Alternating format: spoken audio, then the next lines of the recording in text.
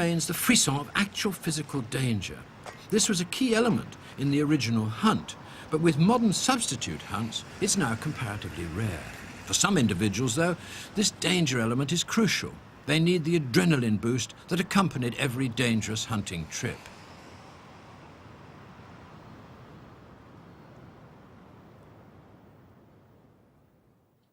For most, the risks have now become purely financial. These are the typical hunters of modern times, who've retained the strategies and tactics, the planning and the plotting of the old hunting lifestyle, but in a completely transformed state.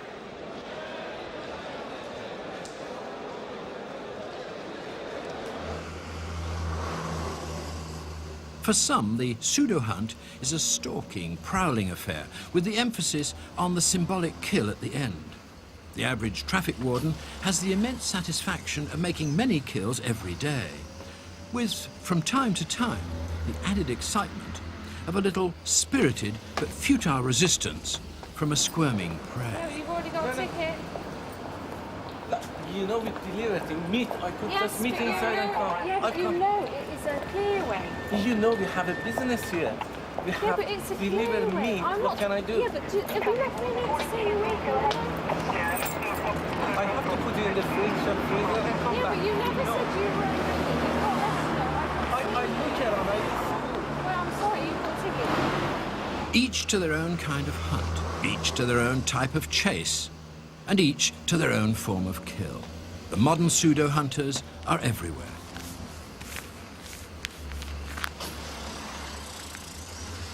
At the end of the hunt, when the worker returns home, the spoils of the chase inside the pay packet are handed over. Northbound.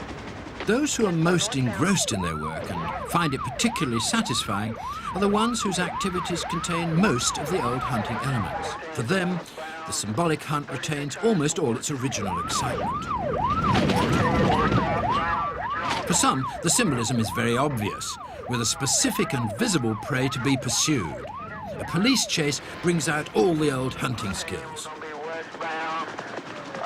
1900 Dewey. 10-4 westbound, 1900 Dewey.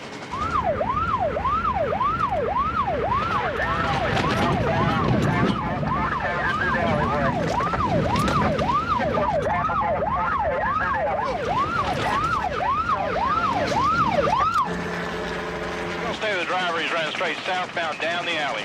Gene just cut back to the west between the houses. Okay, got him crossing the fence here, coming across the street in front of an officer, still westbound. Officer's getting right up on him now. They're taking him down. Almost all the elements are still there. The strategies and the tactics, the cooperation and organization, the concentration and the risk, the arduous pursuit, and finally, the climax of the kill.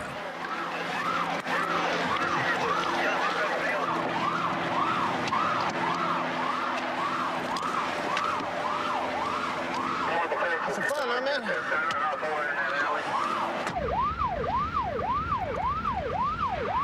Well, let's go after him. Fine, let's do it. A few people seem unable to make the symbolic leap away from the primeval hunt to one of its modern substitutes. Trapped in the past, they feel the urge to continue needlessly to gun down wild animals for sport. These hunters are not starving, and their prey are not dangerous.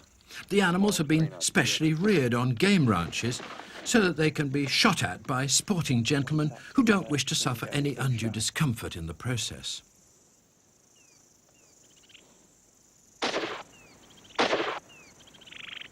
Thank you. That's a long shot. I'm glad I put 2 shells in there. I was Right. thinking about only putting 1. That's a good shot. Killing these animals with high-powered weapons is about as courageous as shooting at a cow in a field. But sport hunting, which has been going on ever since the primeval hunt became obsolete, still manages to survive. So deeply ingrained is the predatory past of our species. Down and turn him towards you a little bit that way. Let me get that full curl. There you go. Let me try that.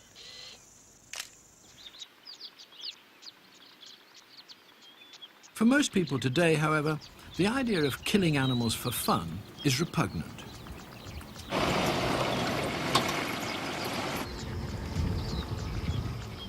Instead, when their hunting urges drive them on to track down a wild beast and take a shot at it, the loudest noise you hear is the click of a camera.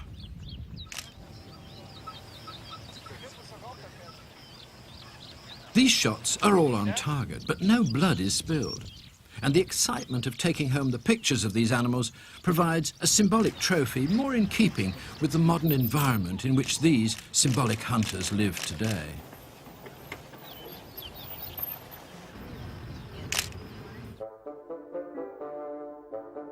All over the world, the symbolic hunters are out stalking their prey.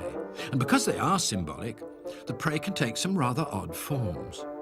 As collectors, people seem prepared to hunt down and carry home almost anything, sometimes at enormous cost. For some collectors, simply finding the prey is sufficient reward. For these train spotters, the prey animal becomes the giant locomotive that glides into their sights, giving them the hunter's thrill of discovery. Like real prey, each railway engine is beyond their control. Only by being in the right place at the right moment can they add another exciting specimen to their list of symbolic kills. They can't eat these trains, but they can at least feast their eyes upon them.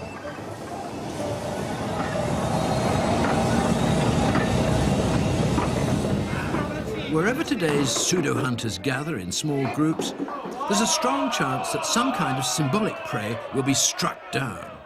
The nature of the prey can be reduced to the simplest possible form. In this case, a wooden skittle. It's virtually impossible to simplify the symbolic hunt further than this, but the excitement is still there. The human animal can make a hunt out of almost anything and celebrate accordingly.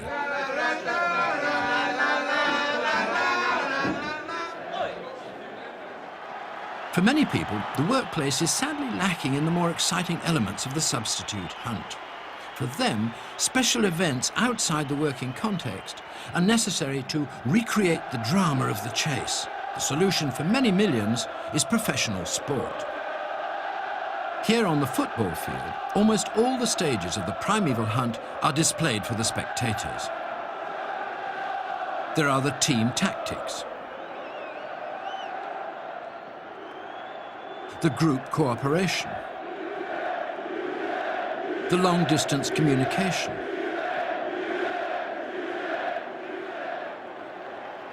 the physical risks, the skills, the stamina and the bravery, the stalking, the cunning and the chase. And at last there's the moment of the kill as the tribal weapon is driven into the mouth of the prey.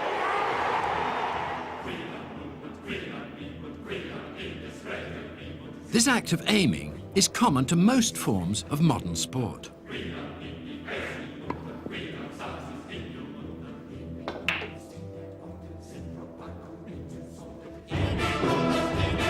With victory in sport, as with victory in the hunt, there follows a triumphant celebration, a moment of euphoria shared by all.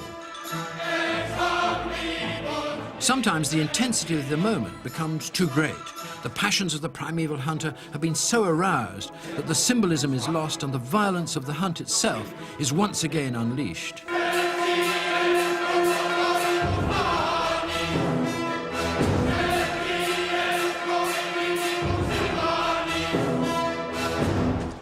When a human being becomes the new prey and the hunting pack turns on one of its own kind, the savagery of the mob knows no bounds. For the lynch mob, the victim becomes effectively a member of another species, a prey to be destroyed. This is not normal human aggression. This is a corrupted hunting pack on the prowl, looking for a kill. In this case, the victim was rescued. Those who argue through wishful thinking that the human animal is essentially placid and docile are making a dangerous error. They need look no further than the seemingly innocent games of children to see the way the human mind works. We're hunters through and through, always chasing something, always in pursuit of some goal, whether abstract or real. This human quality, this urge to meet a challenge, to take a risk, to track down a solution, is one of our greatest attributes. To say that man is a hunter is not to say that man must be violent. Far from it. All it says is that he's not docile. We're by nature go-getters, but what we get is up to us.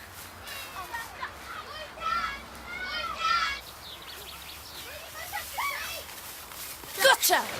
All too often, the games of childhood become corrupted into the war games of adult life. Instead of using our hunting urges to chase wonderful ideals, we use them to pursue a new kind of prey, human prey. The hunting urge is a double-edged sword. It can be used constructively to help us fulfill our greatest dreams, or destructively to live out our greatest nightmares. Und ich weiß, das kann nicht anders sein. Denn ihr seid Fleisch. When the hunt became symbolic, it retained its power but lost its direction. It's now up to us, to our intelligence, not our instincts, to determine that direction. And it's a dark day whenever we fail. Deutschland, in uns marschiert Deutschland und hinter uns kommt Deutschland.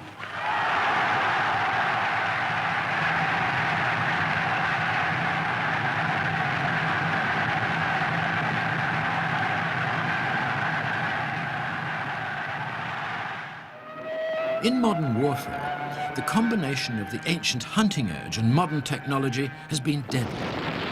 Because the new weapons act at a greater and greater distance, the enemy is no longer an identifiable rival human being, but a tiny speck in the distance. There's no personal involvement. The enemy soldiers are not people, they're prey. If only hunting hadn't made us such a cooperative species, it would be impossible for tyrants to form armies and set them off on campaigns of mass destruction. Warfare is the darkest face of the human urge to hunt.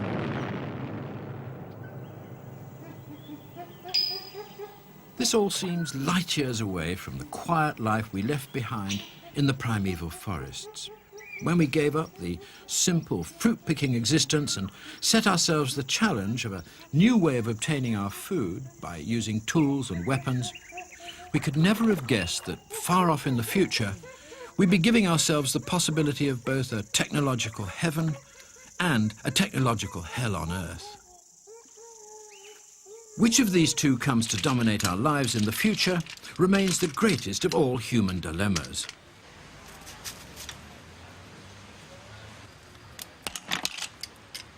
And it's amazing to think that this whole story all began with a small change in our diet millions of years ago.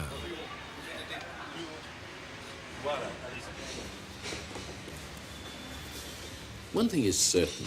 When our ancient ancestors had passed through the early phase of their evolution and had become fully-fledged hunters, their social way of life had to change. When the males went off on the hunt, they had to have somewhere to come back to with the spoils. They had to have a home base, a fixed home base. That meant settlements and dwellings. And the way in which those early dwellings grew and flourished and developed into our modern megacities is the subject of next week's programme.